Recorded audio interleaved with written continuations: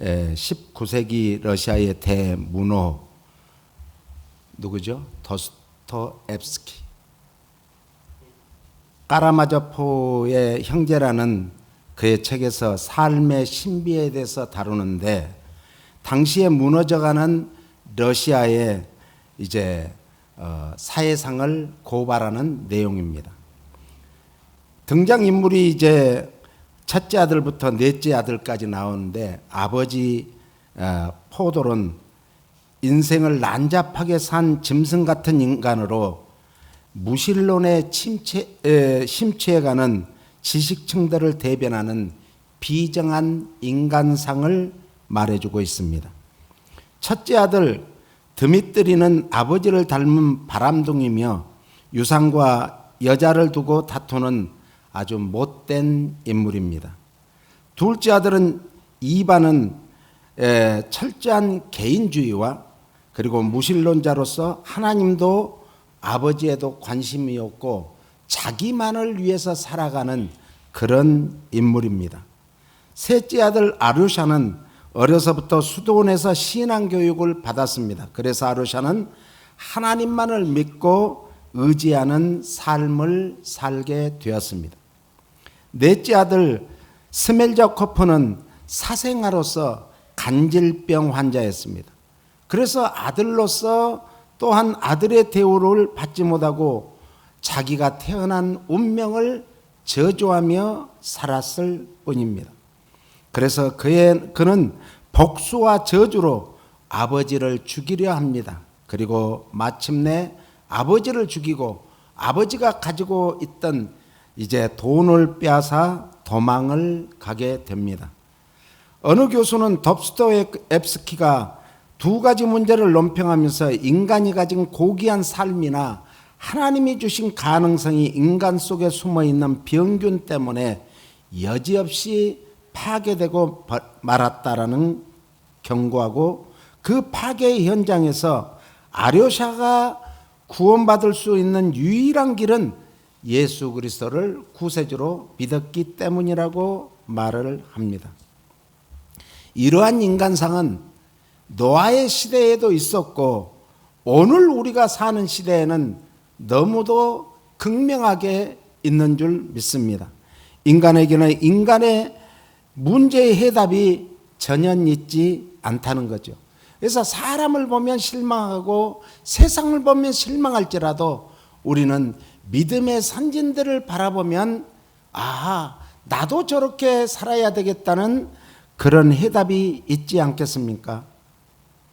그래서 실패는 성공의 어머니라고 합니다. 그래서 믿음은 선택의 조건이 아니죠. 반드시 믿어야 하는 필연적인 것입니다. 내 힘으로는 아무것도 할 수 없구나, 구원은 불가능하다고 철저하게 자기 부인과 신앙 고백이 있어야 합니다. 이러한 신앙 고백이 있는 자에게는 예수 그리스도를 통한 구원의 약속을 반드시 붙잡게 될 줄로 믿습니다. 이 구속사의 계승을 위해서 노아를 하나님은 그 시대에 선택하셨습니다. 그래서 하나님은 물로 세상을 심판하셨고, 이제는 노아와 무슨 약속을 하셨는가? 무지개 약속을 했어요. 무지개 언약을 했어요. 레인보우 커버넌트라고 그러죠. 그래서 구속사에 대한 하나님의 자신의 뜻을 재확인시킨 것입니다.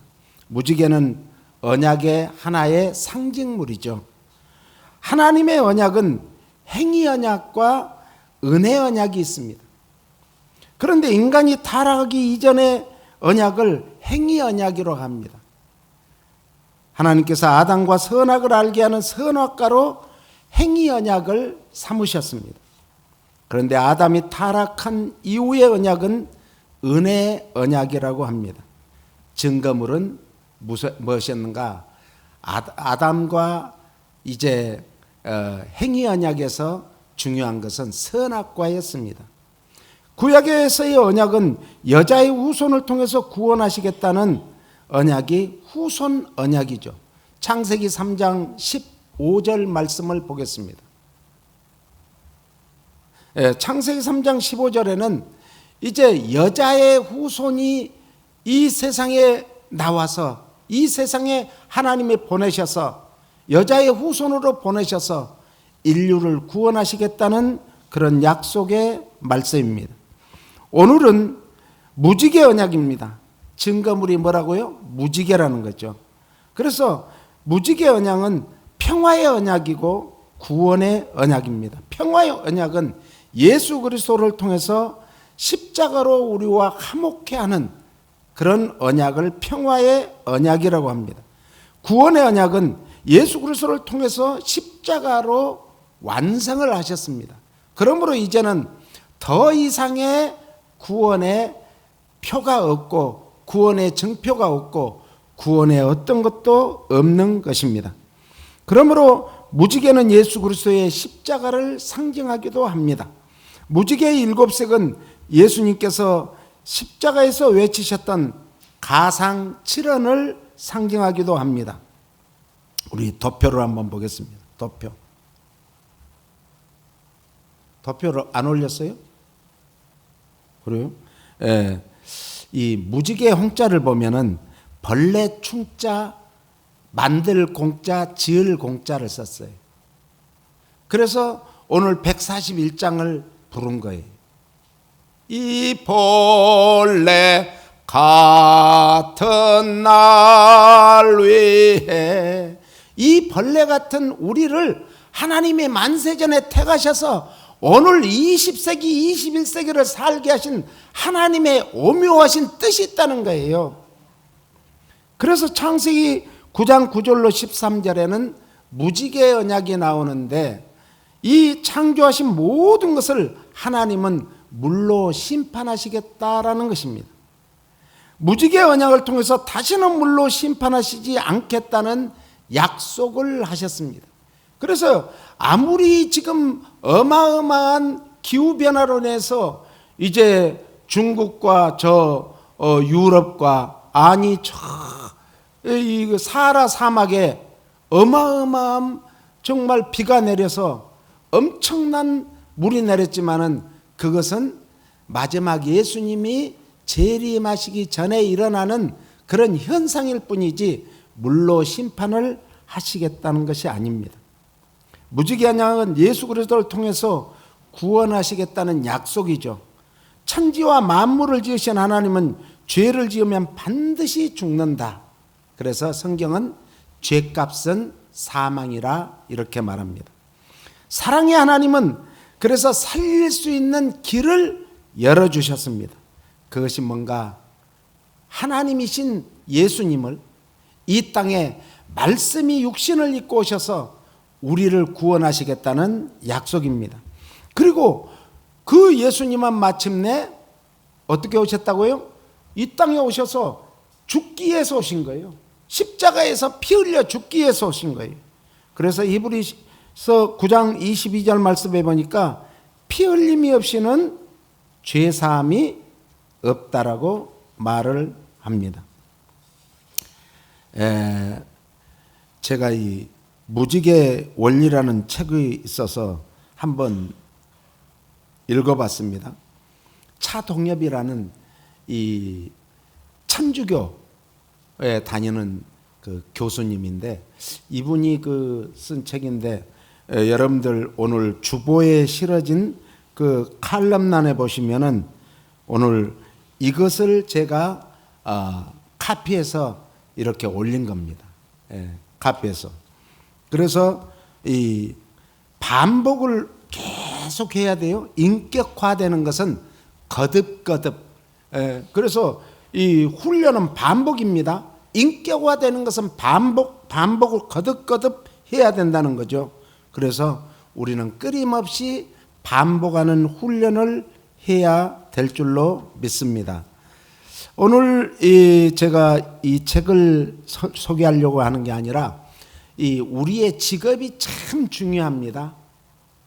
이 노아의 시대는 무슨 시대였죠? 농경 시대였어요.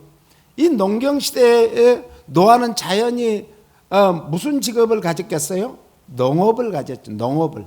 그래서 땅을 일구고 거기에 이제 뭘 했는가? 포도나무를 심게 되었는데 창세기 9장 20절을 읽겠습니다.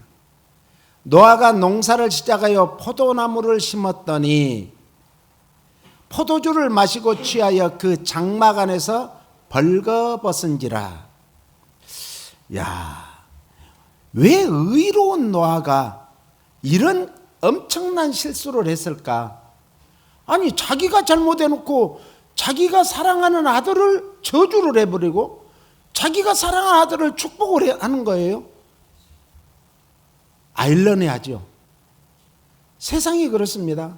우리가 어떤 정말 자식을 더 사랑하고 더 예뻐하고 어떤 자식을 이렇게 편애하는 것이 좋지 않다는 거죠.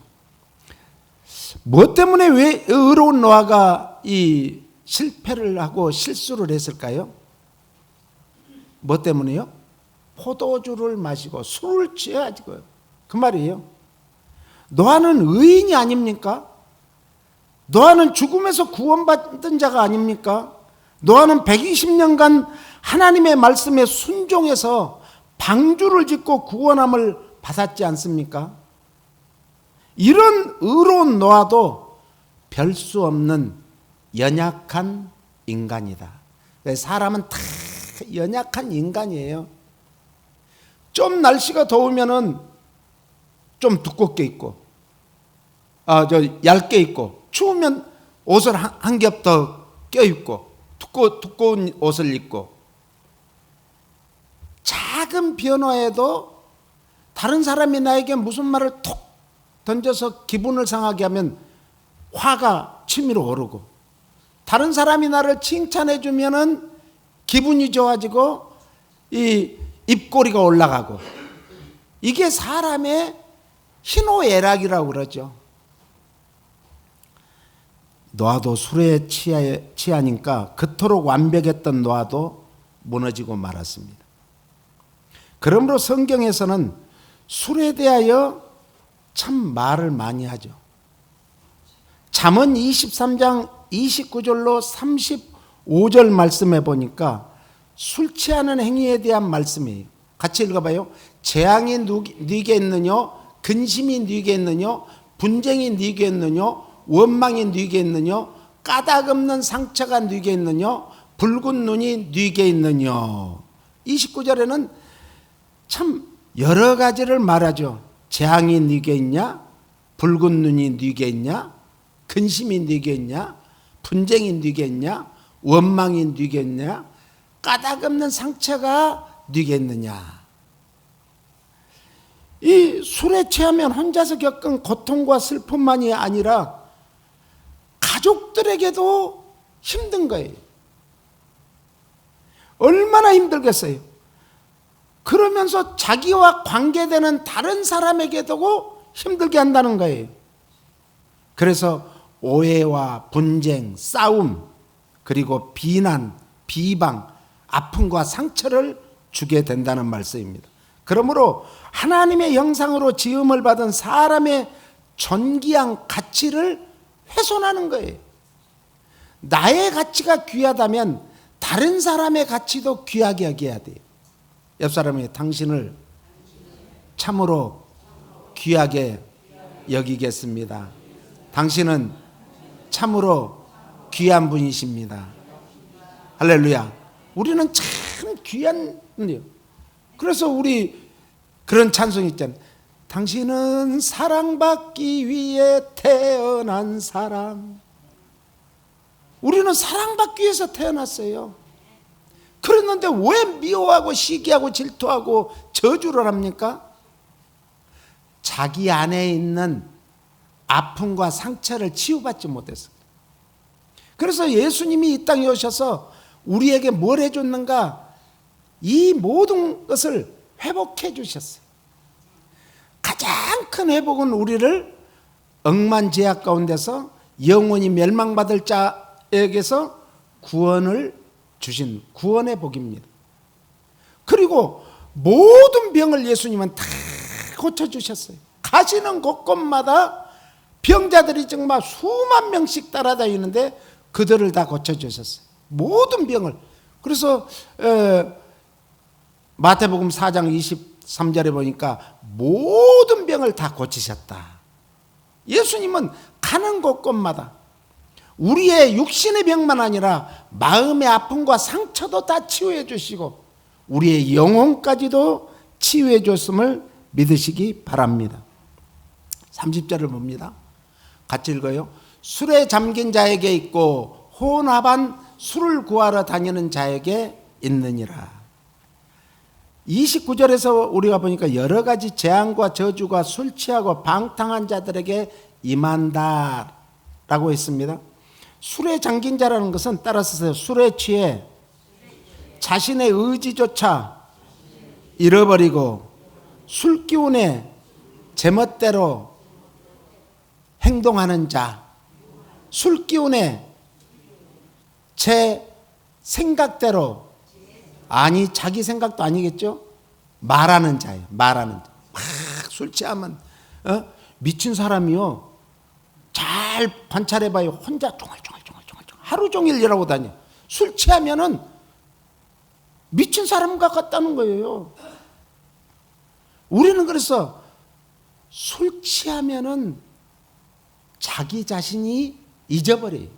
자기 자신이 아니요. 그때부터는 뭐예요? 술이 처음에는 자기가 술을 한 잔 마시고 그 다음에는 어떻게 되죠? 이제 마시다 보면 술이 술을 청해. 내 안에 있는 술이 계속 들어오게 하는 거예요. 밤새 술을 마시고 그냥 속이 안 좋다고 하고 아침에 몰려 해장국을 먹고도 또 술 마셔. 이게 사람이 그래요. 그래서 사람은 술 취한 사람을 그 사람의 본성이 아니죠. 본성이 아니에요. 그 사람의 본성은 따로 있는데 술이 들어가니까 본성을 잃어버린 거예요. 그것이 더 강하니까. 31절에 보니까 같이요. 포도주는 붉고 잔에서 번쩍이며 순하게 내려가느니 너는 그것을 보지도 말라 그랬어. 보지도 말라. 술은 봐서는 돼야 안 돼요? 보면은 마시고 싶거든. 보지도 말라겠어요. 모든 악 중에서 가장 악한 술 취함은 인간을 바보로, 짐승으로 만들 뿐이다. 이런 뜻이에요.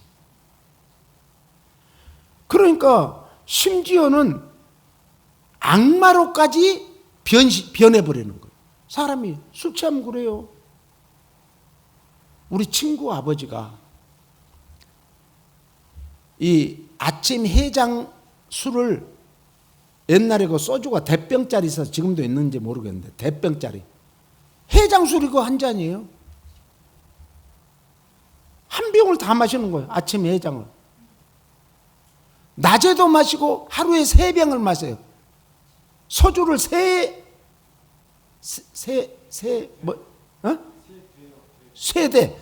대를 마시는 거예요. 그러니까 그분이 참 몸이 튼튼하고 좋았는데 얼마나 사셨겠어요? 제 기억으로는 40대 초반에 돌아가셨어요. 그 집이가 잘 살았어요. 그래서 우리 친구를 어디로 보낸가? 광주로 이제 유학을 보낸 거예요. 그런데 이 친구가 고등학교 졸업도 못하고 술에 취해가지고 그러다가 죽었어요. 고등학교 때 죽었어요. 얼마나 비참해요. 한 가정을 완전히 말살시켜버리고 마는 거예요. 32절에 보니까 같이요. 그것이 마침내 뱀같이 물 것이요 독사같이 쏠 것이며. 참, 술은 마시는 순간에 사람에게 일시적인 쾌락을 줘요. 예? 그런데 결국에는 뱀의 독같이, 독사같이 그랬잖아요. 뱀의 독같이 사람을 마비시키고 멸망해 버린다. 이런 뜻입니다. 그러므로 술은 자기 자신을 죽일 뿐만 아니라 가정과 다른 사람에게도 해를 끼치니까 술은 마셔야 돼요? 안 마셔야 돼요? 안 마실 뿐만 아니라 보지도 말아야 돼. 보지도 말아요. 33절에 보니까요. 같이 읽습니다. 또 내 눈에는 괴이한 것이 보일 것이요 내 마음은 구부러진 말을 할 것이며. 그러니까 자기 마음에 없는 소리를 술 취하면 다 막 한다는 거예요. 술 취하면. 괴이한 것이라는 것은 비정상적이고 헛된 것이라는 뜻입니다. 정상적이지 않으죠. 비정상적인 거, 헛된 거, 이런 것을 정말 눈에 보인다는 거죠. 그리고 망령된 것, 비이성적이고 반도덕적인 행동을 하고자 하는 욕망이 끌어오른다는 거예요.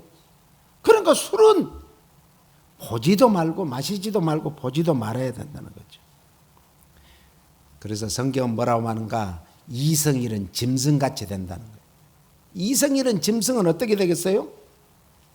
쥐가 하고 싶은 대로 다 하는 거죠. 34절을 읽습니다. 같이요. 너는 바다 가운데 누운 자 같을 것이요 돛대 위에 누운 자 같을 것이며. 바다 가운데 누운 자 같을 것이다. 바다 가운데라는 히브리어 원문에는 바다 깊은 곳 이런 뜻입니다. 그러니까 바다 깊은 곳은 뭐예요? 죽음의 장소를 말하죠. 바다 깊은 곳에 빠지면 죽는다는 거죠. 감각이 마비되어 몸이 상하는 줄도 모르고 죽어간다 이런 뜻입니다. 그러므로 우리는 항상 돛대에 누운 자는 어떻게 되었어요? 돛대에 누우면 어떻게 되었어요? 떨어져 죽죠. 위험하다는 거예요. 생명이 위험하다는 거예요. 그러면서 35절에는 같이요. 내가 스스로 말하기를 사람이 나를 때려도 나는 아프지 아니하고 나를 상하게 하여도 내게 감각이 없도다. 내가 언제나 깰까 다시 술을 찾겠다 하리라. 아니 감각도 없고 아프지도 않고 이 상해도 정말 그런 사람이 내가 이 술에서 깨면 또 술 마실 거야 이 말이. 마약이 그런데요. 마약. 제가 직접 봤어요. 옛날에 우리 사우스 파사데나에 살 때 우리 딸 친구 엄마가 막 와서 막 우리 집 문을 두들려요. 어떤 일이냐고 그래. 빨리 와보라고. 그래서 따라갔어요.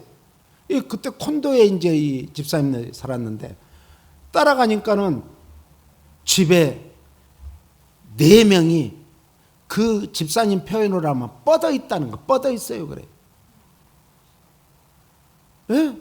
아들만 둘이었는 그 집사님은 다른 애 하나 또 다른 애 하나 2명을 자기 집에서 약을 먹고 뻗어 있는 거예요. 뻗어 있는 거. 그러면서 발로 빵빵 차이고서 어이구 그렇게 차면 안 돼요. 내가 그러니까 아픈 줄 몰라요. 야 깜짝 놀랐어요. 대부분이 좀 착한 애들이 그런데 빠지면 그렇게 되는 거예요. 예? 그러니까 우리는 독할 때는 독해야 돼. 예? 결단할 때는 결단해야 돼. 아닌 것은 아니지. 이게 독한 사람이에요. 이래도 흥 저래도 흥 그러면 안 된다는 거예요. 이 술 친구들이요 또 이렇게 마약하자고 꼬시고 어제 그저께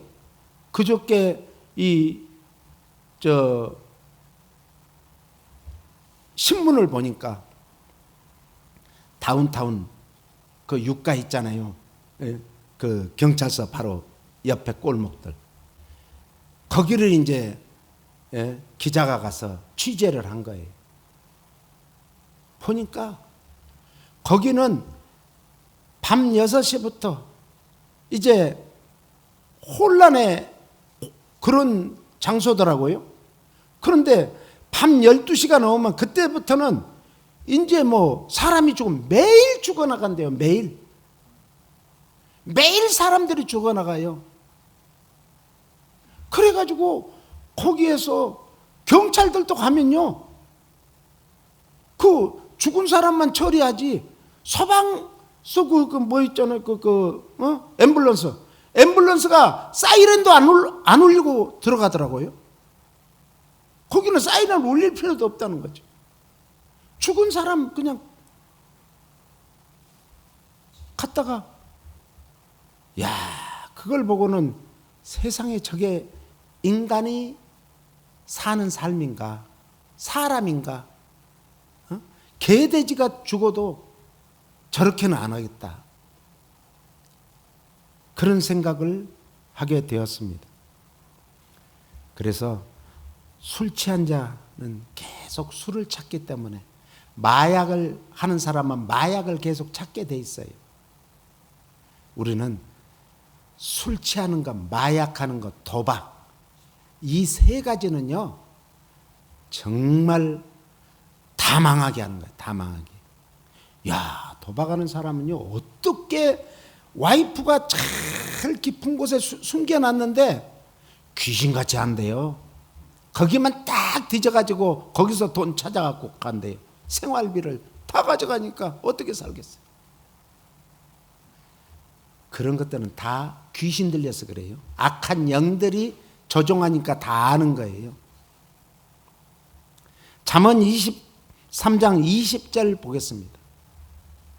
같이요. 술을 즐겨하는 자들과 고기를 탐하는 자들과도 더불어 뭐 하지 말라? 사귀지 말라. 즐긴다는 것은 히브리어로 샤바라고 그러는데 자기의 몸을 상하게 할 지경까지 마셔야 되는 것, 이런 뜻이. 지 몸이 상해도 모른다는 거죠. 탐한다는 것은 히브리어로 잘날이라고 그러는데 사치스럽고 방탕한 연애를 베풀어 탐욕스럽게 먹고 마시는 것을 뜻합니다. 예수님이 비유로 말씀하셨어요. 한 부자가 있는데 날마다 연애를 베푸는 거예요.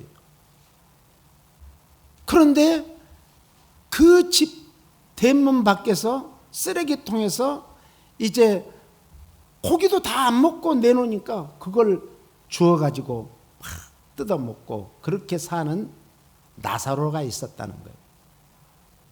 그런데 이 거지 나사로는 죽어서 천국을 갔습니다. 이 부자도 죽어서 지옥을 갔습니다. 어느 날 이 부자가 고개를 들어보니까 아니 자기 집 대문 앞에서 쓰레기통을 뒤져먹고 살던 그 나사로 아니에요? 그래가지고 아니 나사로가 아니냐고. 그렇다고. 그런데 그 호화스러운 그 찬란한 그 어마어마한 하늘나라 궁정에서 사는 거예요. 그런데 자기는 누가 물 한 방울 손가락에 찍어서만 갖다 줘도 좀 살 것 같은데 그 불구덩이에서 고통을 당한다는 거예요. 그래서 호소를 합니다. 나사로의 손끝에 물 한 방울만 찍어다가 내 혀에 좀 대게 해주세요. 그러니까 뭐라고 말해요? 여기에서 거기는 갈 수도 없고 거기서 일이 올 수도 없다. 한 번 죽으면 끝이에요. 이미 천국과 지옥은 정해져 있다는 거예요. 우리 어떻게 살아야 되겠어요? 우리가 너무 어떤 한 가지에, 어떤 사람은 먹는 것에 막 탐해가지고 그걸 먹탐이라고 그러죠. 참 비참해요. 예? 먹고 마시는 술이나 음식을 지나치게 탐하여 방탕한 생활을 일삼는 사람, 곧 절제를 전혀 연습하지 아니하여 방탕한 사람과는 사귀지 말라는 거예요. 그런 사람들은 절제할 줄 모르는 사람이야. 아니 끊을 때 끊고 나갈 때 나가야 되는데 그걸 못하는 사람, 절제가 없는 사람, 훈련이 안 된 사람, 경건의 연습이 안 된 사람과는 사귀지 말라는 거예요. 왜? 그 사람은 이 강아지를 끌고 가듯이 악한 것들이 목을 메고 끌고 다닌다는 거예요. 그러므로 본인도 젊지 않은 훈련을 통해서 다른 사람과의 인격적인 관계를 가질 수 있도록 내 자신이 자격을 갖춰야 된다. 우리가 그렇게 잘 자기를 정말 경건의 연습을 통해서 갖춰놔야 돼요. 내가 갖추지 않으면 누가 내 자신을 갖춰주지 않습니다. 21절에요. 술 취하고 음식을 탐하는 자는 가난해질 것이요 잠자기를 즐겨하는 자는 헤어진 옷을 입을 것입니다. 술 취하고 음식을 탐하는 자는 뭐 한다고요? 허랑방탕하다가 다 없애는 거예요. 예? 누가복음 15장에 나오는 탕자의 비유가 있잖아요. 아버지가 부자였어요. 그런데 그 재산을 미리 저에게 주세요. 그리고 둘째 아들이 그 재산을 가지고 야 이때다 하고 돈 생겼으니까 해외여행이나 가자. 그리고 미국으로 온 거예요. 야 미국 살기가 참 이민자의 삶이 쉬운가요? 쉽지 않아요. 힘듭니다. 어렵습니다. 이민 와서 성공한 사람들, 이번에 우리 한인 중에 정말 이 이민 120년 역사상 최초로 상원의원이 됐잖아요. 뉴저지에서. 얼마나 멋있어요. 그런데 그런 분이요, 하루아침에 된 거 아니에요. 자, 학교 다닐 때부터 저변을 쌓아온 거예요. 그리고 국회의원 3번 당선하고 하면서 정말 국회의사당 앞에서 폭동이 일어났을 때 그거를 아무런 마스크도 쓰지 않고 그거를 다 손으로 담아서 쓰레기를 버리고 그런 것이 스포트라이트가 된 거예요. 그래서 그런 많은 과정을 거치면서 된 거예요. 그 상대방은요, 게임이 안 될 정도로 대단한 사람이에요. 그런데도 물리치고 이겼잖아요. 우리 여기 영킴 하원 의원 보세요.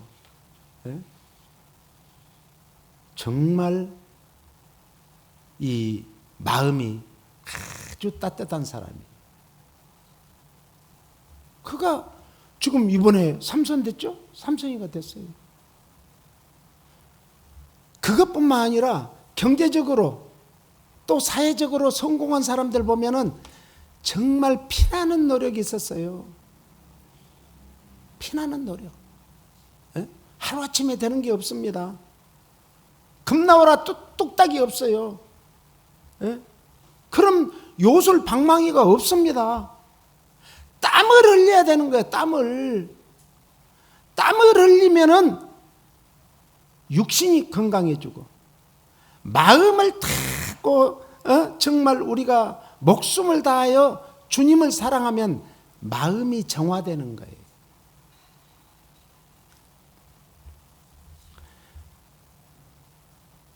그래서 이 둘째 아들이 그 많은 돈을 돈 있으면요 사람이 붙어요. 권력을 잡게 되면 막 사람들이 몰려요. 어느 분이 장관의 임명장을 받고 왔는데 제가 이제 같이 따라 들어갔어요. 그랬더니 한 5-60명이 의자에 다 앉아있어. 복도에가. 이야, 장관만 돼도 그래요. 그 대통령은 얼마나 그러겠어요. 사방에서. 그러니까 대통령이 정신 차리지 못하면 순간 넘어가요. 자기의 친인척들, 자기의 친구들, 자기가 가까웠던 사람들한테 다 넘어가요. 다 넘어가. 다 넘어갑니다. 우리는 항상 자기를 지키기 위해서는 피 흘리기까지 지켜야 돼요. 이게 피 흘리기까지 싸우는 거예요. 이게 죄 짓지 않는 방법이에요. 죄를 이기는 방법이에요. 그래서 우리는 방탕하고 게으른 자가 심판 때나 하나님의 진노로 인한 고통에 빠질 수밖에 없다는 겁니다. 창세기 9장 1절을 봅니다. 같이요. 하나님이 노아와 그 아들들에게 복을 주시며 그들에게 이르시되 생육하고 번성하여 땅에 충만하라. 하나님이 창세기 이제 1장 28절인가요? 예? 마지막 모든 우주 만물을 창조하시고 마지막 인간을 창조하신 다음에 생육하고 번성하고 땅에 충만하고 이 땅을 정복하고 이 땅을 다스려라 그랬어요.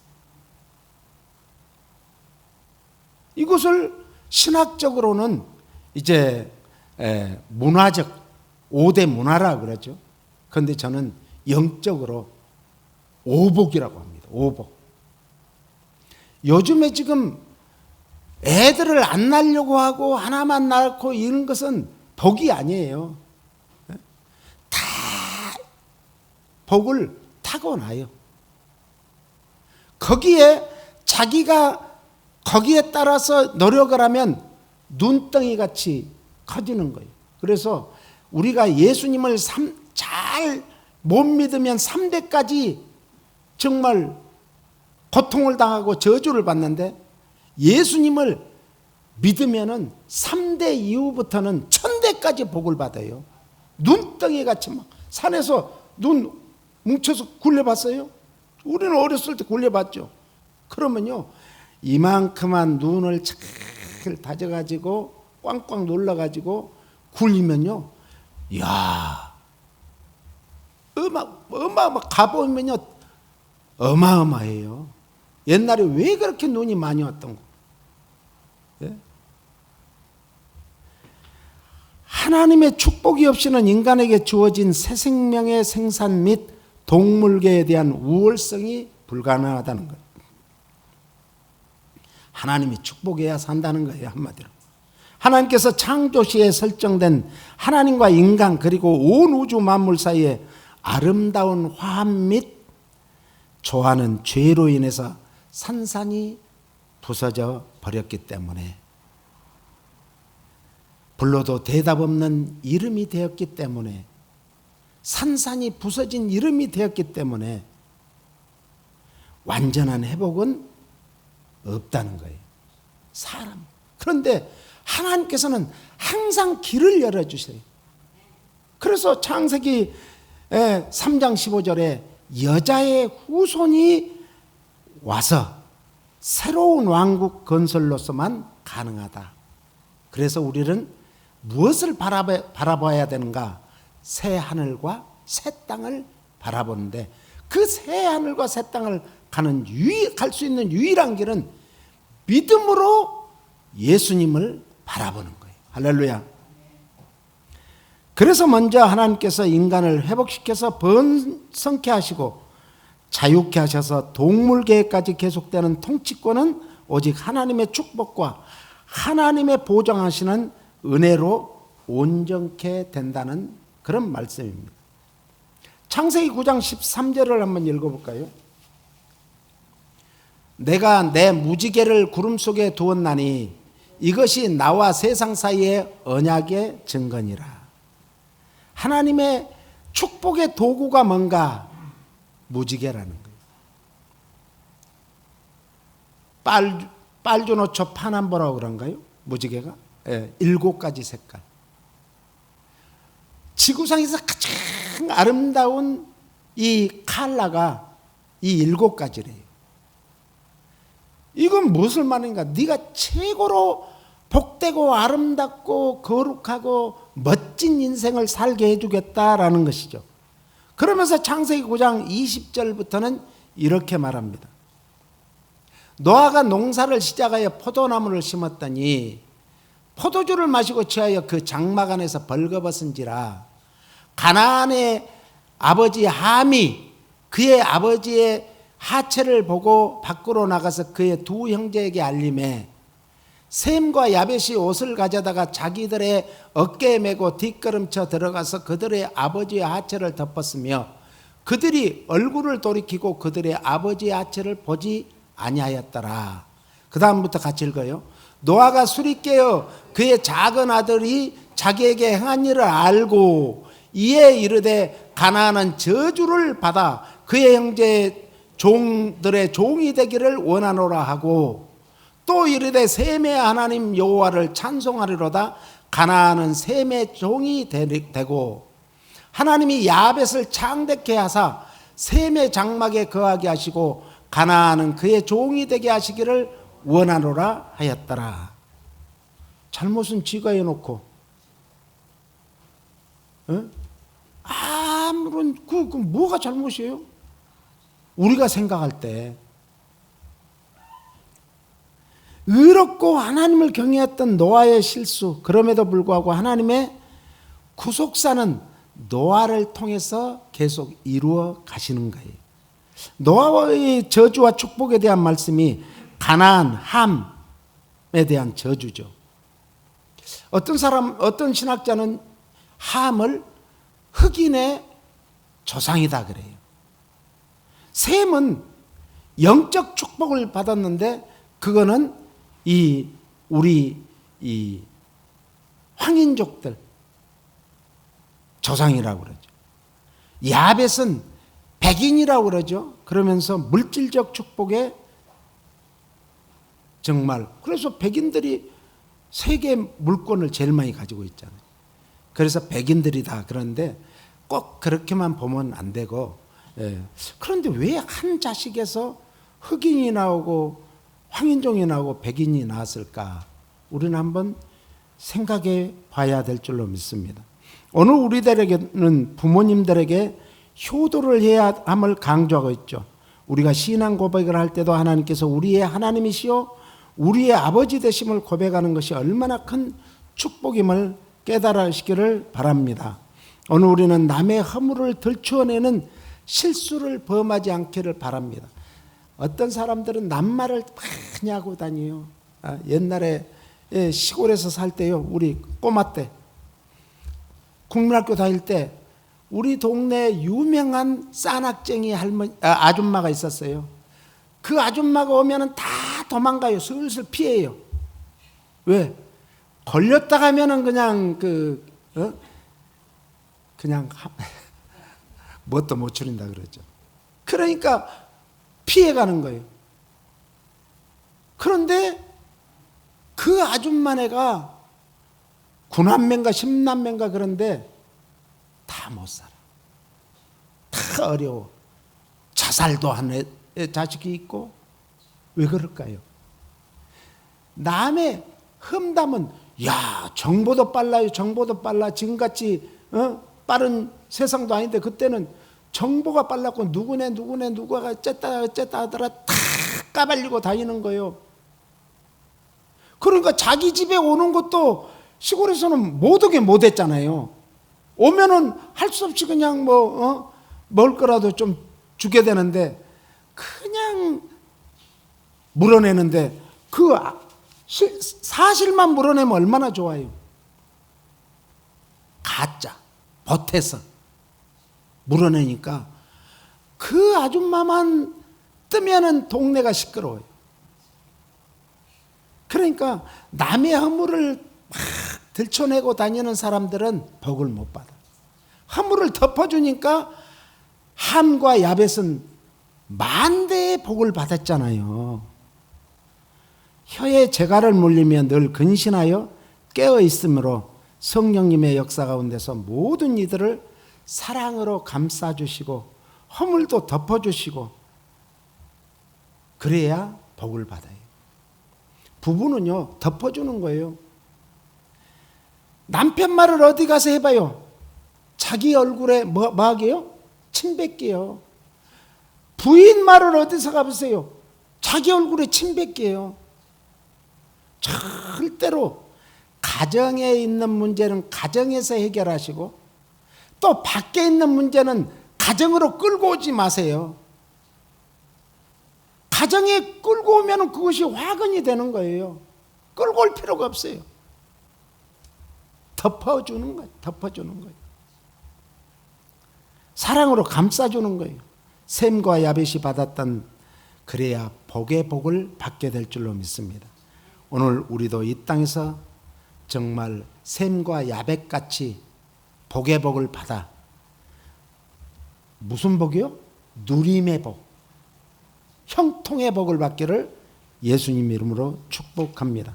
그렇습니다. 주님, 저희가 이 땅에서 다른 사람의 허물을 함부로 말하고 다니는 자들이 아니라 다른 사람의 허물을 덮어주고 사랑으로 덮어주고, 가정에서 우리 부모들을, 부부끼리 자녀는 부모님을 덮어주는 저희들, 그런 사랑의 은사를 허락하여 주시옵소서. 예수님 이름으로 기도하옵나이다. 아멘.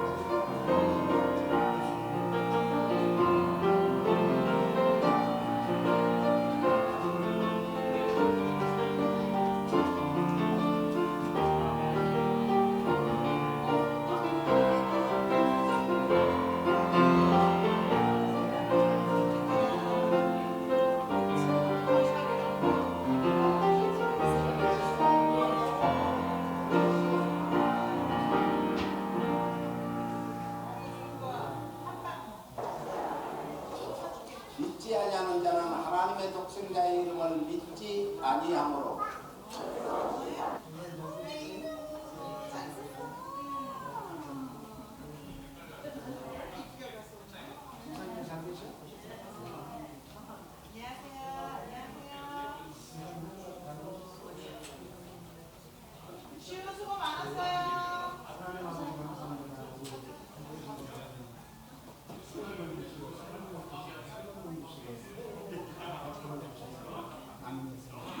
모세와 같이